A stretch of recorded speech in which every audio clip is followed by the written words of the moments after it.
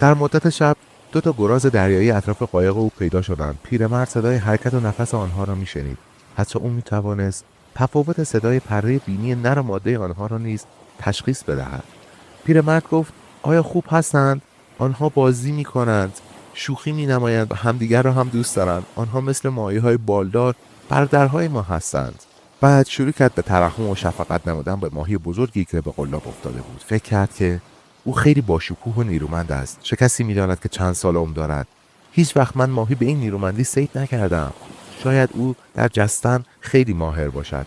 او می‌توانست با یک جست و یک حرکت وحشیانه‌ای مرا از بین ببرد. شاید همون چندین بار به قلاب افتاده و برای خاطر آن می‌داند که این روش تنها راهی است که می‌تواند به مبارزه خود ادامه دهد. او نمی‌تواند بفهمد که تنها یک مرد در مقابل خود دارد و آن هم یک مرد پیر. عجب ماهی بزرگی است و چقدر گوشت به بازار خواهد آورد.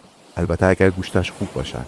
در واقع من نمی‌دانم که آیا او هدف معینی دارد و یا اینکه او هم مانند من سرگردان و بلا تکلیف است. مرد پیر به خاطر آورد آن زمانی را که یک جفت از ماهی‌های مارلین رو به قلاب انداخته بود. معمولا ماهی‌های نر می‌گذارند که ماده‌ها جلوتر غذا بخورند و برای خاطر همین ماهی ماده زودتر به قلاب می‌افتد و همین که گرفتار شد با هراس شروع به تلاش و حرکت شدید می‌کند و این کار را آنقدر انجام می‌دهد تا به کلی بی‌حال و درمانده شود. در تمام این احوال ماهی نر با اوست و از ماده خود جدا نمی‌شود. با او دور میزند، بالا و پایین میرود و تلاش میکند. گاهی ماهی نر نزدیک یک قایق میآمد. مرد پیر میترسید مبادا او با دم خود که به شکل و تیزی یک داس بود ریسمان را پاره کند. موقعی که مرد پیر ماهی ماده را نیزه میزد و با چماق بر سر آن میکوبید و با نیزه‌ای که در دست داشت به پشت او فرو میکرد تا اینکه پولک‌های پشت آن به رنگ آینه در میآمد. آن وقت به کمک پسرک آن را از آب گرفته به درون قایق میانداختند. در همه این لحظات ماهی نر ناظر کار بوده و در کنار قایق ایستاده بود. بعد موقعی که مرد پیر داشت طناب خود را پاره میکرد و نیزه را آماده میساخت، ماهی نر از روی آب جستن میکرد و میخواست بداند که ماده او در کجاست. بعد یک سره به عمق آب فرو میرفت و بالهای پهن او بیش از پیش باز و گسترده میشد. او در این حال خیلی زیبا بود. مرد پیر آن را به خاطر داشت و فکر میکرد که این منظره غم‌انگیزترین چیزی بود که او در عمر خود دیده بود. پسرک هم در آن موقع متأثر شده بود و هر دو با درخواست مغفرت و پوزش ماهی ماده را فوراً قطع قطع می‌کردند. مرد پیر پیش خود گفت: کاش که اینجا بود. بعد پشت خود را زیر طنابی که از پشتش گذشته بود داده و سنگینی عظیمی را که او قایقش را به هر سویی که می‌خواست می‌کشید بر روی شانه‌های خود احساس می‌کرد. مرد پیر پیش خود اندیشید که صید او بالاخره در مقابل خدعه او راهی پیش بگیرد و آن راه عبارت از این است که در همان اعماق تاریک آبها باقی بماند تا اینکه دست ماهیگیر به آن نرسد. بعد به خود گفت: حالا راه و چاره من این است که پیش او به آن اعماق تاریک آبها بروم آنجایی که هیچ کسی دسترسی به آن ندارد. اکنون من و او دور از چشم همه مردم جهان در این دریای عظیم به هم رسیده ایم. از ظهر تا این ساعت هر دو در کنار هم حرکت می‌کنیم و هیچ کس نیست که به هیچ کدام از ما کمکی بکند. مرد پیر اندیشید: شاید من اساساً نمیبایستی که ماهیگیر میشدم، اما این حرفه‌ای است که برای آن به دنیا آمدم. باید حتما به خاطر داشته باشم که به محض زدن سپیده‌دم ماهی تنای خود را بخورم. قبل از سپیده‌دم بود که ناگهان چیزی طعمه یکی از قلاب‌های آزاد را در آب رو بود.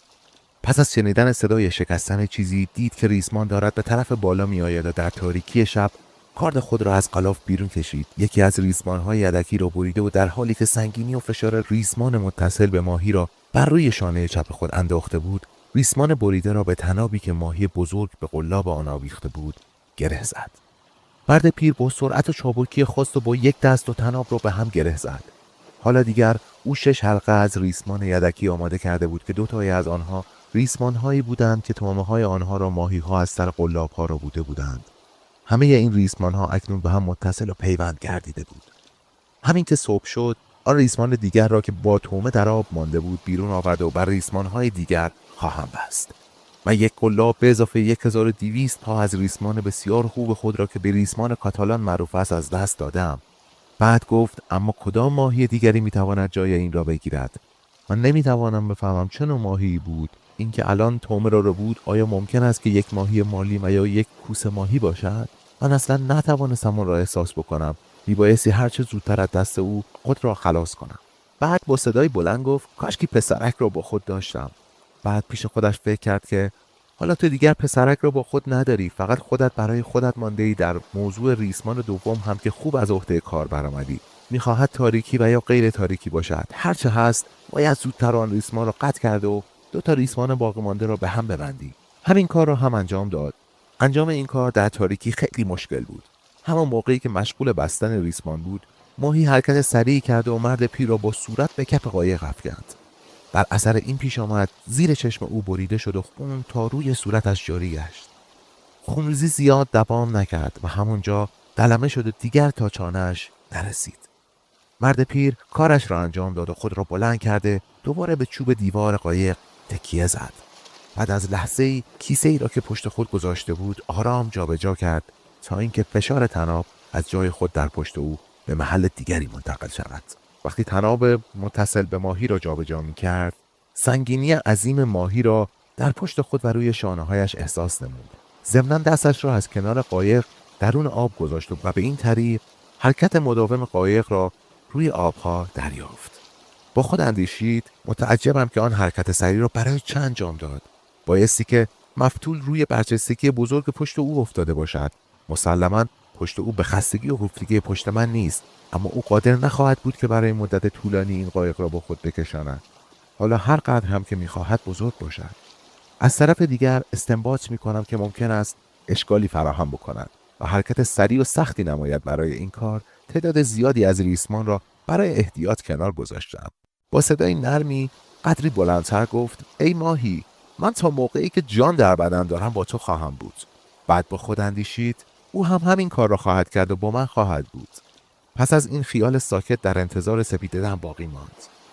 در این هنگام روز که هنوز آفتاب طلوع نکرده است، هوای دریا سرد می شود. مرد پیر پشت خود را به دیوار قایق فشار می داد تا کمی گرم شود.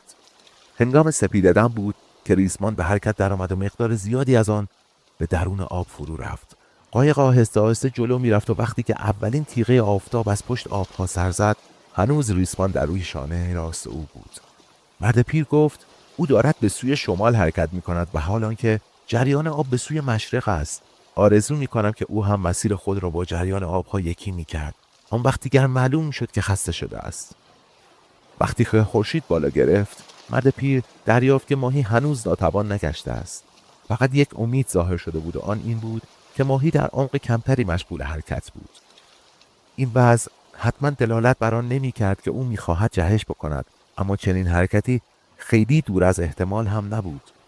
پیرمرد به خود گفت خدایا کاری بکن که او جهش بکند. بعد مرد پیر گفت من ریسمان به اندازه کافی دارم که او را اداره بکنم. و سپس فکر کرد شاید اگر مختصری ریسمان را بالا بکشم ممکن است که دردش بیاید و آن وقت بجهد. حالا که دیگر روز است بگذار بیرون بیاید تا اینکه کیسه های پشت او از هوا پر بشود و برای خاطر آن دیگر نتواند زیاد در آب پایین برود و در آنجا بمیرد.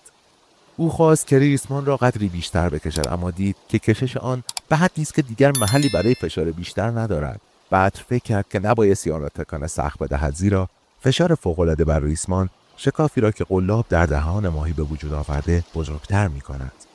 آن وقت موقعی که ماهی خواست بجهد ممکن است قلاب از شکاف خود خارج گردد. به هر صورت من با درآمدن آفتاب احساس می کنم حالم بهتر است و برای یک بار هم که شده سعی می کنم که چشمم را به نور آن خیره نکنم. روی ریسمان علف‌های زرد دریایی نوار درخشانی به وجود آورده بودند که مرد پیر از نگاه به آنها لذت می برد. با صدای بلند گفت ای ماهی، من تو را دوست می دارم و به تو احترام زیاد قائل می شوم. اما من تو را قبل از اینکه امروز به آخر برسد خواهم کشت. پیش خود فکر کرد بگذار که امیدوار باشه. یک مرغ کوچک از طرف شمال به سوی قایق آمد. در حالی که داشت می‌خواند خیلی نزدیک به آب می‌پرید. مرد پیر خوب می‌فهمید که آن پرنده خیلی خسته است. پرنده کوچک دوری زد و روی قایق نشست. بعد دور دیگری اطراف سر مرد پیر زد و روی لبه دیگری که برایش راحت‌تر بود فرود آمد.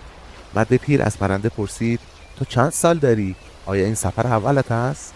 در حینی که ماهیگیر صحبت می‌کرد پرنده داشت به او نگاه می‌کرد.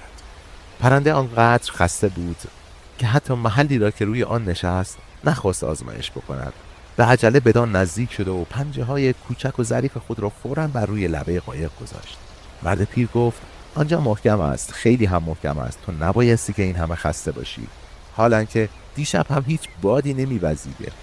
بعد پرسید بگو ببینم چه اتفاقی می‌خواهد بیفتد. پیش خود اندیشید که قوش‌ها دارن طرف آب میآیند، اما چیزی از این بابت به پرنده نگفت، با آنکه پرنده نمیتوانست حرفای مرد پیر را بفهمد. معزالک او گذاشت تا خود پرنده به تجربه دریابد که مفهوم یک قوش برای یک پرنده کوچک نیست. بعد گفت پرنده کوچولو استراحت کاملی بکن. بعد برو اقبالت را مانند هر مرد، هر ماهی یا هر پرنده‌ای بیازمای. دیدار پرنده کوچک مرد پیر را به صحبت کردن آورد، زیرا قسمت پشت او دیشب سخت ناسور و درمانده شده بود و حال کم کم شروع به سوزش می‌نمود. پرنده کوچولو اگر میل داری در خانه من بمان. مرد پیر گفت متاسفم از اینکه نمیتوانم دکل قایق خود را بیفزایم تا تو آن بالا نوک دکل بنشینی و از نسیم آرامی که میوزد کیف ببری. اما من خوشحالم از اینکه دوستی در کنار خود دارم. در همین موقع ماهی حرکت سختی نمود، به طوری که مرد پیر را از جا کنده و میان قایق انداخت. این حرکت به اندازه شدید بود که اگر ماهیگیر خود را سخت پس نکشیده و مقداری ریسمان رها نکرده بود، محققاً به خارج قایق پرتاب میشد. پرنده از حرکت سریع ریسمان و مرد پیر ترسیده و رفته بود و ماهیگیر حتی فرصت تماشای پریدن آن را هم نکرده بود. بعد ملاحظه کرد که ریسمان در دست راست او خونالود شده، از کف دستش خون میآید. مرد پیر با صدای بلند گفت چیزی او را صدمه زده است. بعد دوباره به جای خود نشسته ریسمان را در اختیار خود گرفت. تو حالا داری آن را احساس میکنی؟ بعد گفت خدا خودش میداند که من هم تقریبا حال تو را دارم. نگاهی به اطراف انداخت که پرنده را ببیند. میخواست که در این موقع مصاحبی داشته باشد، اما پرنده کوچولو رفته بود. او فکر کرد تو نخواستی که بیشتر اینجا باشی، اما راهی که در پیش داری مشکل تر از ماندن در این قایق است. چطور شد که این ماهی با یک حرکت سخت مرا مجروح کرد؟ من میبایستی خیلی کودن شده باشم، با اینکه شاید مشغول تماشا کردن پرنده کوچک بودم و به چیزی میاندیشیدم که آنطور غافلگیر شدم. اما حالا دیگر با دقت تمام کارم را انجام خواهم داد. ضمناً باید ماهی تuna را هم که برایم باقی مانده بخورم تا بر اثر گرسنگی، ضعف و سستی عارضم نگردد. با صدای بلند گفت کاش که پسرک اینجا بود و مقداری هم نمک با خود داشتم. در حالی که ریسمان را بر روی شانه چپ خود انداخته بود، چشمش را به دست خود که توی آب اقیانوس فرو برده بود دوخته و جریان آرام خون را از دستش در آب تماشا می‌کرد و می‌دید که چگونه قایق در میان آبها پیش می‌رود. مرد پیر گفت او خیلی آرامتر حرکت می‌کند. او دوست می‌داشت که دستش را بیشتر در آب نمک اقیانوس نگاه دارد، اما ترسید که مبادا دوباره ماهی حرکت سریع و تندی بکند. برای خاطر آن دستش را از آب بیرون آورد و راست و استوار در جای خود نشست و آن وقت کف دستش را که مجروح شده بود بالا به طرف آفتاب نگاه داشت. ریسمان نواری از زخم در کف دست او پدید آورده بود. پس از اینکه دستش خوش شد به خود گفت خب حالا باید غذای خود را که ماهی تuna باشد بخورم. من میتوانم با نیزه خاردار آن را از گوشه قایق پیش کشیده و اینجا با خیال راحت بخورمش. ماهیگیر بدون اینکه ریسمان را حرکت سختی بدهد آرام زانو زد و بعد ماهی تuna را که در زیر طناب‌ها گوشه قایق مانده بود با نیزه پیش کشید. در حالی که ریسمان را روی شانه چپ خود نگاه داشته و با دست چپ همان را گرفته بود، با دست راست تuna را از سر نیزه گرفته و نیزه را به جای خود گذاشت. یک زانوی خود را روی ماهی گذاشت و با دست راست ماهی را از سر تا دم به دو قسمت پاره کرد. بعد تیغ‌های آن را از قسمت استخوان به پشت جدا کرده و بیرون کشید. گوشت تیره ماهی را به 6 قسمت تقسیم نمود و بقایای جسد آن را با دمش به گوشه قایق انداخت و پیش خود گفت من خیال نمی کنم که حتی بتوانم یک قسمت آن را تماما بخورم. این را گفته و کاردش را به وسط یکی از آن قطعات گوشت فرو برد. او رفته رفته فشار بیشتری در ریسمان احساس می کرد. انگشتان دست چپش بی‌حس شده بودند و انگشت‌ها سخت به ریسمان زخیم چسبیده شده و معلوم بود که حالت طبیعی خود را از دست دادند. مرد پیر گفت این دیگر چه جور دستی است؟ هرچه میخواهی بیشتر فشرده شو، اما این را بدان که به این حال در آمدن هیچ فایده‌ای به حال تو نخواهد داشت. پیش خود گفت بیا بالا. بعد چشمش را به ریسمان که در آب فرو رفته بود دوخت. غذای خود را بخور، زیرا آن وقت دستای تو قوت بیشتری خواهند داشت. این گناه دست ها نیست، تو ساعت هاست که با ماهی در کشمکشی. تو میتوانی که با او تا ابد همراه باشی. غذایت رو بخور. یک تیکه از گوشت ماهی را برداشته و در دهان خود گذاشته و شروع به جویدن آن کرد. مزه آن زیاد هم غیر مطبوع نبود. به خود گفت خب آن را بجو و شیره‌اش رو بخور. بد نبود اگر آن را با مقداری لیمو و یا نمک می‌خوردم. مرد پیر از دست چپش که به سختی بی‌حس شده بود پرسید دست بگو ببینم حالت چطور است؟ بعد گفت حالا کمی هم برای خاطر تو خواهم خورد. مرد پیر قسمت دوم تیکه ای را که به دو قسمت کرده بود خورد. با دقت همه آن را جویده و پوستش را از دهان بیرون میانداخت و دوباره پیش خود گفت دست بگو ببینم که وضع از چه قرار است. شاید حالا زود است که آن را بفهمی. یک تکه دیگر از ماهی را برداشت و شروع به خوردن کرد. چه ماهی مقوی و پرخونی است. من آدم خوشبختی بودم که به جای گراز ماهی این را صید کردم. مزه گراز ماهی خیلی شیرین است و حال اینکه این ماهی با همه غذاییتش که دارد به آن شیرینی هم نیست. بعد پیش خود فکر کرد جز اینکه یک آدم خشن و زمختی باشم چاره دیگری ندارم. کاش که قطری نمک با خود داشتم. ضمناً نمیدانم که آفتاب با تکه های باقی مانده ماهی چه خواهد کرد. بنابراین بهتر است که همه آن را بخورم گرچه گرسنه هم نباشم. ماهی آرام و مرتب در حرکت است. حالا همه غذای خود را خورده و در حال آماده باش میمانم. بعد گفت دست صبر داشته باش. من همه این کارها را برای خاطر تو انجام میدهم. کاشکی می توانستم به ماهی چیزی بدهم بخورد. او برادر من است اما بایستی که او را بکشم و برای این کار باید خود را قوی نگه دارم. آرام و بدون اینکه حتی قصد این کار را داشته باشد مرد پیر همه ماهی تنا را خورد و بعد دستش را با پیراهنش پاک کرد. پس از آن به دست چپ خود گفت حالا دیگر تو می توانی ریسمان را رها بکنی که برود. من با دست راست آن را اداره خواهم کرد تا اینکه خون تو بند بیاید. پای چپش را روی ریسمان کشیده شده گذاشت و بعد دست چپش را که به طناب گره خورده بود کنار گذاشت. خدایا کمک کن که این چنگ شدگی دست من از بین برود، زیرا نمیدانم که ماهی با من چه خواهد کرد. اما ماهی آرام بود و به نظر می آمد که دارد به سوی هدف خود می رود. فکر کرد معلوم نیست که ماهی چه هدفی دارد. من خودم چه هدفی دارم. هدف من باید به آمال او جور در بیاید، از آن تبعیت بکند، زیرا جثه او خیلی عظیم است. اگر او بجهد من او را خواهم کشت، اما او برای همیشه در همان اعماق اقیانوس میماند. بنابراین بایستی که من هم برای همیشه با او در آن تاریکی های دریا بمانم. دست چپ خود را که چنگ شده بود و به آرامی روی شلوار خود مالید و با این کار میخواست انگشت‌ها را به آرامی و نرم باز کند. فکر کرد که انگشت‌ها باز نخواهند شد، شاید بر اثر نور آفتاب هم از هم باز بشوند، بلکه آنها موقعی که ماهی تنای مقوی حذف شد از هم باز شوند. اگر دست چپ لازمم شد با هر قیمتی که شده آن را باز خواهم کرد، اما حالا نمیخواهم که با زور این کار را انجام بدهم. بگذار با میل خود باز بشود و به حال اولیه‌اش بماند. از طرف دیگر دیشب موقعی که میخواستم ریسمانها را به هم متصل بکنم خیلی زیاد به آن زحمت دادم و صدمه‌اش زدم. آخه بیچاره دست خوبم. مرد پیر چشمش را به روی آبهای اقیانوس دوخته دریافت که چقدر تنها و بیکس مانده است. در میان آبها منشورهای رنگینی را که در اطراف ریسمان به نظر می رسیدند تماشا کرد. سکوت غیر طبیعی و عمیق دریا او را ناراحت نمود.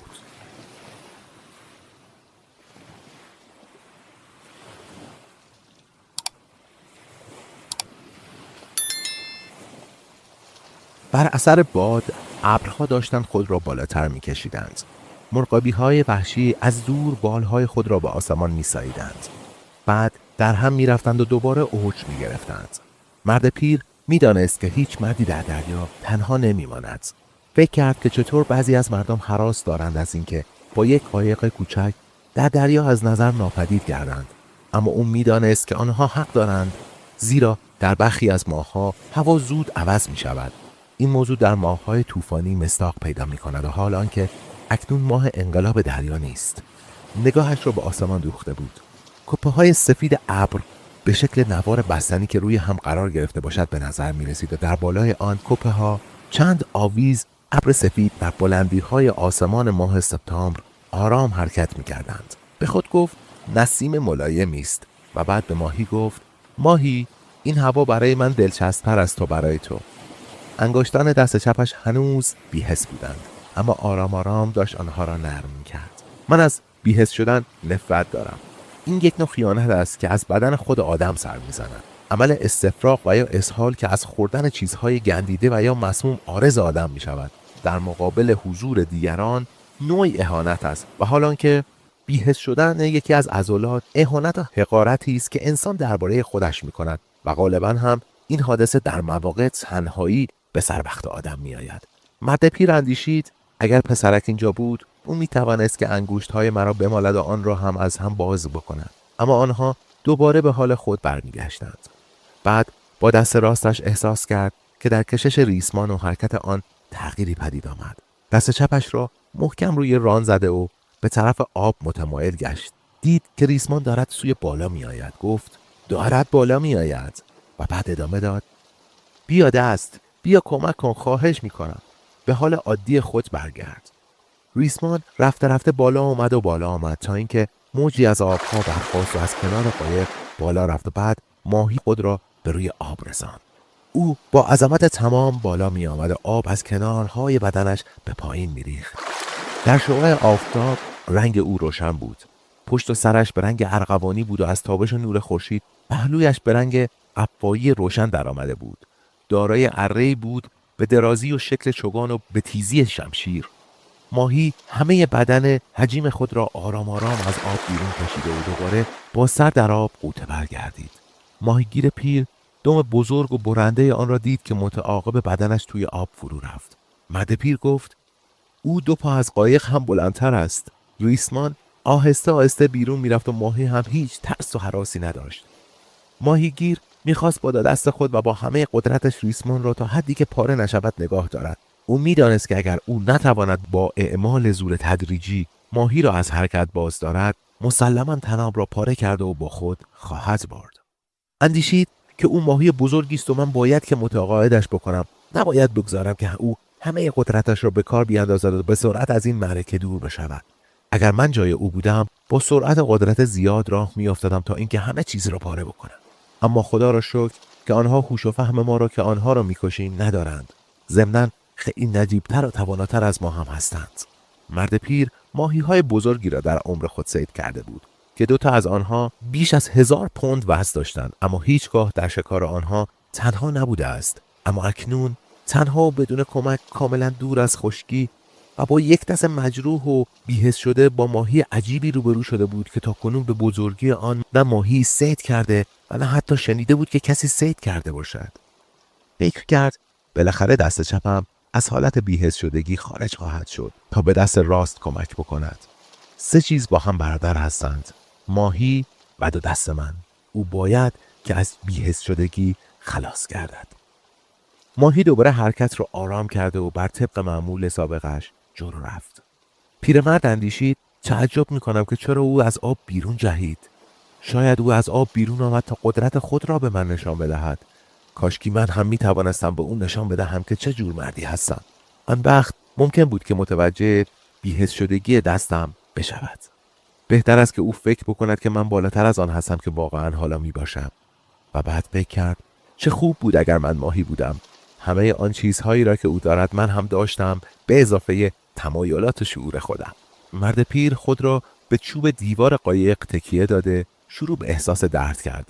ماهی قایق را آرام در امواج سیاه جلو می‌راند. باد آرامی موج دریا را به حرکت درآورده بود. نزدیکی‌های ظهر بود که دست چپ مرد پیر از حالت بی‌حس شدگی خارج شد. مرد پیر در حالی که ریسمان را در قسمت پشت روی کیسه میانداخت به ماهی گفت خبر بدی برای تو دارم. گرچه من آدم مذهبی نیستم، اما اگر بتوانم این ماهی را بگیرم 10 بار نام حضرت مسیح و 10 بار نام حضرت مریم را خواهم گفت.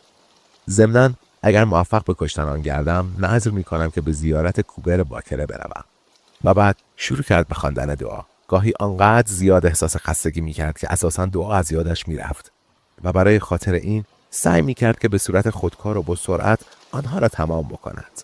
بعد فکر کرد که گفتن مریم مقدس آسان‌تر از گفتن نام پدر مقدس میباشد و پیش خود گفت ای مریم مقدس و مهربان، خدای بزرگ با توست. بخشایش الهی در میان همه زنان جهان شامل حال توست و این بخشایش بزرگ ثمره فرزند تو عیسی مسیح است. ای مریم مقدس، مادر باکره، برای بخشایش گناهان ما در زمان حال و در زمان مرگ دعای مغفرت بخوان. آمین. و بعد اضافه کرد ای باکره بخشیده شده، دعا بکن که این ماهی زودتر بمیرد. پس از تمام شدن دعا حال بهتری در خود پیدا کرد. اما هیچ گونه افاقه‌ای در سوزش و دردی که داشت پیدا نشد، بلکه قدری هم زیادتر شده بود. بعد دوباره تکیه‌اش رو به دیوار قایق زد و شروع به مالش انگشت‌های دست چپش نمود. نور آفتاب گرمای بیشتری داشت و نسیم ملایمی هم می‌وزید. و پیش خود گفت بهتر است که من آن تکه کوتاه تراب را به ریسمان بزرگی ببندم. اگر ماهی بخواهد که یک شب دیگر در آب باقی بماند، من باید چیزی بخورم. ضمناً آب خوراکی هم در بطری پایین رفته است. خیال می‌کنم که بجز گراز ماهی دریایی چیز دیگری نتوانم صید بکنم. اما اگر بتوانم آن را تازه به تازه بخورم، زیاد بد نخواهد بود. ای کاش که یک ماهی بالدار امشب این طرف هم می آمد. اما من چراغی همراه ندارم که آن را مجذوب و متوجه به این سو بکنم. خوردن یک ماهی بالدار به صورت پخته و تازه مطبوع می شود. ضمناً احتیاج من به بریدن و قطعه کردن آن نخواهم داشت. من باید حالا همه قدرت خود را ذخیره بکنم. ای عیسی ابن مریم، من نمیدانستم که او آن همه بزرگ است. سپس به خود گفت من او را با همه عظمت و افتخاراتش خواهم کشت. و بعد اندیشید درست است که این کار عادلانه نخواهد بود، اما من باید به او نشان بدهم که یک مرد چه قدرتی میتواند داشته باشد و تا چه میزان میتواند عذاب بکشد. من به پسرک گفتم که پیرمردی نیرومند هستم و حالا موقع آن است که گفته خود را ثابت بکنم. 1000 بار او این حقیقت را ثابت کرده بود، ولی از آن موقعی که در مقابل یک حادثه جدیدی قرار گرفته بود گذشته ها را فراموش کرده و فقط به وضع حاضر خود میاندیشید. و پیش خود میگفت کاش ماهی میتوانست که بخوابد تا من هم فرصتی پیدا میکردم خوابی بکنم و رویای شیرها را ببینم. چرا شیرها تنها چیزی هستند که برای من باقی مانده‌اند؟ بعد به خودش گفت ای پیرمرد، زیاده از حد فکر مکن. حالا آرام به چوب دیوار قایق تکیه کن و به هیچ چیز نیندیش. او اکنون مشغول انجام کاری است. ماهی، هر قدر میتوانی آرامتر کار بکن. رفته رفته خورشید به غرب متمایل میشد و قایق هنوز آرام و مرتب جلو میرفت. بادی که از شرق میوزید بدن مرد پیر را نوازش میداد. او همچنان منظم و آهسته پارو میزد و فشار ریسمان را در پشت برای شانه خود کمتر احساس میکرد. بعد از ظهر بود که یک بار دیگر ریسمان شروع کرد به بالا آمدن، اما ماهی بر روی آب نیامد و فقط در عمق کمتری شنا میکرد. آفتاب روی بازوی چپ و پشت پیرمرد میتابید. او از این علامت فهمید که ماهی از سوی شمال به جانب شرق پیچیده است.